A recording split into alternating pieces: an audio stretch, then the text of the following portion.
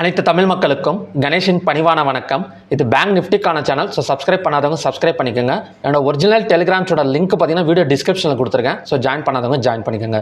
So okay friends, வாங்க market பற்றி discuss பண்ணலாம்.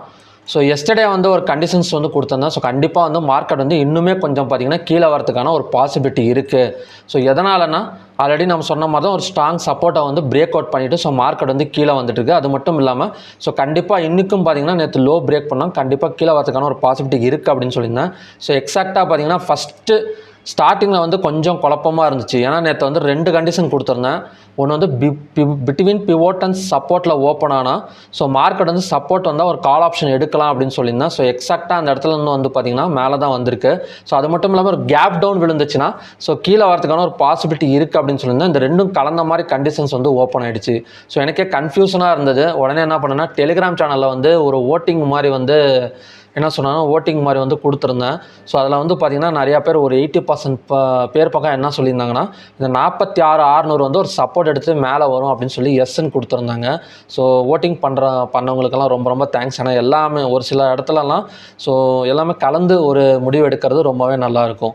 ஸோ ஓகே ஃப்ரெண்ட்ஸ், நாளைக்கு எந்த மாதிரி ஓப்பன் ஆனால் எப்படி மூவ்மெண்ட் ஆகும் அப்படிங்கிறத பற்றி பார்க்கலாம். ஸோ அதுக்கு முன்னாடி ஒன் டேயில் ஏதாவது ஒரு ஸ்பெஷல் கேண்டில் மாதிரி ஏதாவது ஒன்று ஃபார்ம் ஆயிருக்கா அப்படின்னு கேட்டிங்கன்னா அதுக்கு ஒரே ஒரு கேண்டில் மட்டும் ஃபார்ம் ஆயிருக்கு. ஸோ அதுக்கு என்னென்னா நேற்று லோவை விட கீழே மார்க்கெட் க்ளோஸ் வச்சுருக்கு. நேற்று லோ 46,842, இன்றைக்கி க்ளோஸ் 46,789. ஸோ நேற்று லோ விட க்ளோஸ் வச்சுருக்கு கீழே.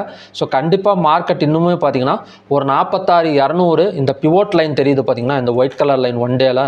ஸோ 46,100 வரைக்குமே மேலே வரதுக்கான ஒரு பாசிபிலிட்டி இருக்குது. ஸோ அது நாளைக்கே இறங்குமான்னு தெரியல. ஏன்னு சொல்கிறேன்னா ஏன்னா நிஃப்டி 50 எல்லாம் பார்த்தீங்கன்னா செகண்ட் ஹாஃப் எல்லாம் விழுகவே இல்லை. அதாவது கொஞ்சம் ஒரு சில கேண்டில்ஸ் 15 மினிட்ஸ் கேண்டில் கீழே வந்தது. இருந்தாலுமே பார்த்தீங்கன்னா மார்க்கெட்டை நல்லா கொஞ்சம் தாக்கு பிடிச்சிருந்தது. செகண்ட் ஹாஃப்லலாம் பார்த்தீங்கன்னா கீழே இறக்க விடலை.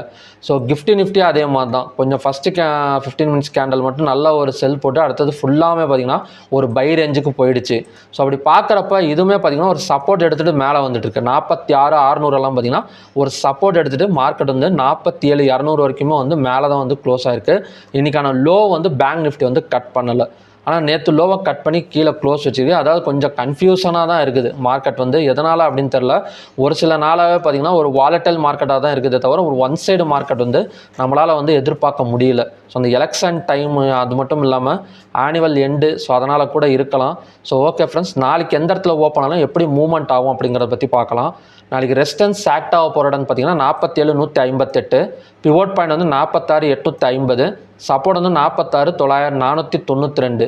இன்றைக்கி ஹை பார்த்தீங்கன்னா 47,231, லோ 46,565, ஓப்பன் 46,825, க்ளோஸ் 46,789. கிட்டத்தட்ட ஓப்பன் ஆன இடத்துலேருந்து ஒரு கொஞ்சம் தான் தள்ளி க்ளோஸ் ஆகிருக்கு. ஒரு 50 பாயிண்ட்ஸ் 30 பாயிண்ட்ஸ் பக்கம் தள்ளி கீழே க்ளோஸ் ஆகிருக்கு.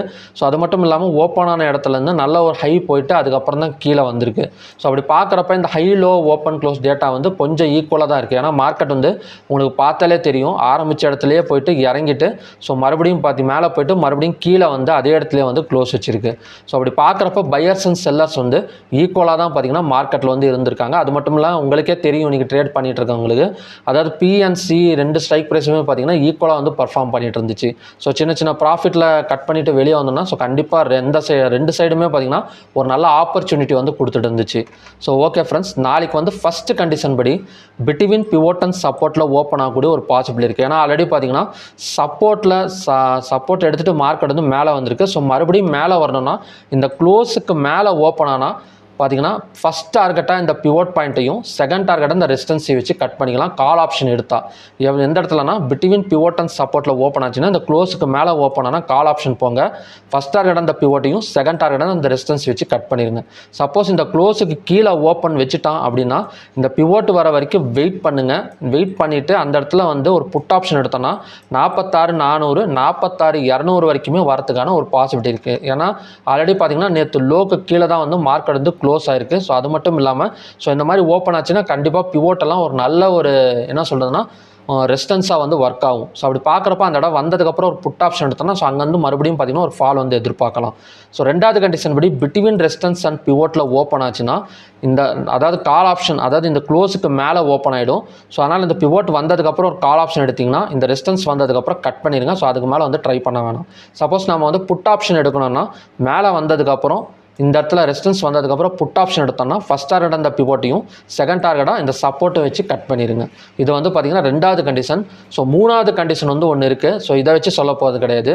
நாளைக்கு வந்து ஓப்பன் அண்ட் ஹை ஈக்குவலாக இருந்துச்சுன்னா ஸோ மார்க்கெட் வந்து அந்த இடத்துல வந்து கண்டிப்பாக வந்து ஒரு பெரிய ஃபால் வந்து எதிர்பார்க்கலாம்.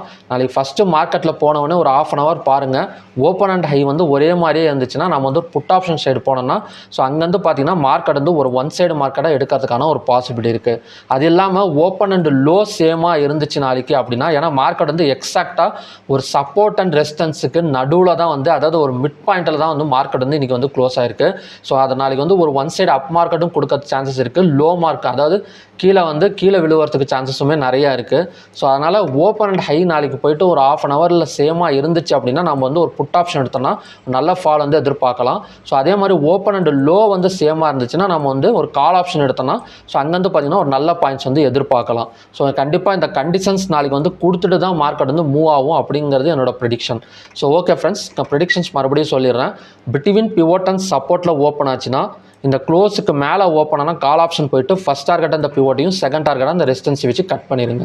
ஸோ சப்போஸ் இந்த க்ளோஸுக்கு கீழே ஓப்பன் ஆச்சுன்னா இந்த பிவோட்டெல்லாம் நல்ல ஒரு ரெசிஸ்டன்ஸாக ஆக்ட் ஆகும். ஸோ அதனால் அந்த இடம் வந்ததுக்கப்புறம் ஒரு புட் ஆப்ஷன் எடுத்தோம்னா ஸோ அங்கேருந்து பார்த்திங்கன்னா 46,200 வரைக்குமே வரதுக்கான ஒரு பாசிபிலிட்டி இருக்குது. ஸோ ரெண்டாவது கண்டிஷன் படி பிட்வீன் ரெசிஸ்டன்ஸ் அண்ட் பிவோட்டில் ஓப்பன் ஆச்சுன்னா க்ளோஸுக்கு மேலே ஆட்டோமேட்டிக்காக ஓப்பன் ஆகிடும். ஸோ அதனால் பிவோட் வந்ததுக்கப்புறம் ஒரு கால் ஆப்ஷன் ட்ரை பண்ணுங்கள். அதே மாதிரி புட் ஆப்ஷன் எடுக்கணும்னா இந்த ரெசிஸ்டன்ஸ் வந்ததுக்கப்புறம் ஒரு புட் ஆப்ஷன் வந்து ட்ரை பண்ணுங்கள். ஸோ மூணாவது கண்டிஷன் ஓப்பன் அண்ட் ஹை வந்து சேமாக இருந்துச்சு அப்படின்னா நம்ம புட் ஆப்ஷன் சைடு போகலாம். அதே மாதிரி ஓப்பன் அண்ட் லோ வந்து சேமாக இருந்துச்சுன்னா நாளைக்கு வந்து ஒரு call option side one side market வந்து எதிர்பார்க்கலாம். நாளைக்கு சப்போஸ் நான் சொன்ன மாதிரி ஒரு ஸ்ட்ராங் சப்போர்ட்லையும் ரெசிஸ்டன்ஸ்லையும் நடுவில் தான் நிற்கிது. ஏதாவது ஒரு சைடு ஒர்க் ஆச்சுன்னா கண்டிப்பாக வந்து ஏதோ ஒரு சைடு வந்து ஒரு ஒன் சைடு மார்க்கெட் வந்து நம்ம வந்து எதிர்பார்க்கலாம். ஸோ ஓகே ஃப்ரெண்ட்ஸ், இதுதான் நாளைக்கான பேங்கிங் கண்டிஷன்ஸ். ஸோ ஸ்டாக்ஸ் பார்த்தோன்னா நேற்று வந்து ஒரு 3 ஸ்டாக்ஸ் சொல்லியிருந்தேன். பிஎன்பி ஃபஸ்ட்டு வந்து பிஎன்பி சொல்லியிருந்தேன். 117.55 எல்லாம் ஒரு ஸ்ட்ராங் சப்போர்ட் அப்படின்னு சொல்லியிருந்தேன். எக்ஸாக்டாக அதை டச் பண்ணிவிட்டு 122 கிட்டத்தட்ட பார்த்திங்கன்னா ஒரு 5 பாயிண்ட்ஸ் பக்கம் ஒரு பாசிட்டிவ் மூவ்மெண்ட் வந்து கொடுத்துருக்கு. ஸோ ரெண்டாவதாக பார்த்திங்கன்னா எஸ்பிஐன்னு கொடுத்துருந்தேன். அதுவுமே பார்த்திங்கன்னா 739.95 அதுவுமே 749 ஒரு 10 பாயிண்ட்ஸ் பக்கம் ஒரு பாசிட்டிவ் மூவ்மெண்ட் வந்து கொடுத்துருக்கு எஸ்பிஐனில். ஸோ மூணாவதாக கொட்டாக் பேங்க் தான் சொல்லியிருந்தேன். 1740.10 வந்து ஒரு ரெசிஸ்டன்ஸ் அப்படின்னு சொல்லியிருந்தேன். ஆனால் அது பார்த்திங்கன்னா 1756 16 பாயிண்ட் பார்த்திங்கன்னா ஒரு நெகட்டிவ் சைடு போச்சு. ஆனால் மார்க்கெட் வந்து கீழே தான் வந்து க்ளோஸ் ஆயிருக்கு. ஸோ இவ்வளோ தூரம்லாம் நம்மளால் வந்து கண்டிப்பாக வந்து ஒரு ஸ்டாப் லாஸ் வந்து வைக்க முடியாது, வைக்கவும் கூடாது. ஏன்னா மார்க்கெட்டை வந்து ஸ்டாப் லாஸ் போடாமல் விட்டோன்னா அது மேலே போயிடுச்சுன்னா இன்னும் லாஸஸ் தான் கொடுக்கணும். ஸோ எப்போவுமே பார்த்திங்கன்னா ஒரு குறிப்பிட்ட அளவு ஸ்டாப் லாஸ் போட்டு கட் பண்ணிடுங்க. ஏன்னா மார்க்கெட் வந்து ஆப்பர்ச்சுனிட்டி வந்து டெய்லியுமே கொடுக்கும். அதனால் லாஸை அக்செப்ட் பண்ணிக்கோங்க. ஸோ அடுத்த நாள் வந்து கண்டிப்பாக ஃப்ரெஷ்ஷாக போய்ட்டு நம்மளால் வந்து ரெக்கவரி பண்ண முடியும். ஏன்னா நிறைய பேர் அதான் நினைக்கிறாங்க, நான் லாஸ்ட்டில் எப்படி கட் பண்ணுறது, ஏன்னா லாஸ்ட்டில் கட் பண்ணிங்கன்னா தான் நீங்கள் எக்ஸ்பீரியன்ஸ் ட்ரேடர். ஏன்னா இவ்வளோ லாஸ் போதும் அப்படின்னு சொல்லிட்டு கட் பண்ணிவிட்டு ஸோ அடுத்த நாள் ஃப்ரெஷ்ஷாக போய்ட்டு நம்ம வந்து ரெக்கவர் பண்ணிக்கலாம். லாஸ்ட்டில் எப்படி கட் பண்ணுறதுன்னு பார்த்துட்டே இருந்தீங்கன்னா அந்த விட பெரிய லாஸில் தான் நம்ம வந்து கட் பண்ண வேண்டியதாக இருக்கும். ஸோ இதுதான் பார்த்திங்கன்னா ஒரு பேசிக் திங். அதனால் ஒரு ஸ்டாப் லாஸ் அடிச்சிடுச்சுன்னா சந்தோஷமாக வந்து நம்ம கட் பண்ணிவிட்டு எந்திரிக்கிறது நமக்கு நல்லது. ஸோ அதிலே உட்காந்து இன்றைக்கி எப்படி நான் 1000 ரூபா லாஸ் கொடுக்கறது அப்படின்னு சொல்லிட்டு நம்ம ஸ்டாப் லாஸ் போடாமல் விட்டோம்னா 15,000 ரூபா வரைக்கும் லாஸ் கொடுத்துட்டு எந்திரிக்க வேண்டியதாக இருக்கும். ஸோ இந்த இடத்துல மட்டும் கொஞ்சம் ஸ்டாப் லாஸ் எல்லாம் போட்டு நான் ஒவ்வொரு வீடியோலையும் சொல்கிறது தான், stop loss must, stop loss போட்டு ட்ரேட் பண்ணுங்கள். ஸோ ஓகே ஃப்ரெண்ட்ஸ், நாளைக்கு வந்து எந்த மாதிரி ஸ்டாக்ஸ் வந்து நம்ம இன்ட்ராடேக்காக யூஸ் பண்ணலாம் அப்படின்னு பார்த்தீங்கன்னா ஸோ ஃபஸ்ட்டு ரெஃபர் பண்ணுறது மறுபடியும் எஸ்பிஐன் தான். ஸோ எஸ்பிஐன் வந்து இது ஸ்ட்ராங் சப்போர்ட். ஸோ அந்த இடத்துல தான் வந்து க்ளோஸ் ஆயிருக்கு 739.95. ஸோ மறுபடியும் இதே இடத்துல நாளைக்கு வந்தால் ஸோ கண்டிப்பாக வந்து 756.70 வரைக்குமே வரதுக்கான ஒரு பாசிபிலிட்டி இருக்குது. 739.95 வந்ததுக்கப்புறம் நம்ம வந்து பை எடுக்கலாம் எஸ்பிஐனில். ஸோ ரெண்டாவது பார்த்திங்கன்னா ஹெச்டிஎஃப்சி. ஸோ ஹெச்டிஎஃப்சி வந்து ஒரு ரெசிஸ்டன்ஸ் எடுத்துகிட்டு தான் கீழே வரணும். ஆனால் மார்க்கெட் வந்து ஒரு வாலட்டைலாகவே போயிட்டுருக்குது. இதோட ரெசிஸ்டன்ஸ் வந்து 1470க்கு சேஞ்ச் பண்ணிடுறேன். ஏன்னா 73 இருந்தது. ஏன்னா இப்போதைக்கு வந்து ஒரு ரெசிஸ்டன்ஸ் பார்த்திங்கன்னா 1470. ஸோ அந்த இடம் வந்துட்டோன்னே நம்ம வந்து ஒரு செல் எடுத்தோம்னா 1460 50 வரைக்குமே வரதுக்கான பாசிபிலிட்டி இருக்குது. ஸோ மூணாவதாக பார்த்திங்கன்னா Indus INT. So Indus INT வந்து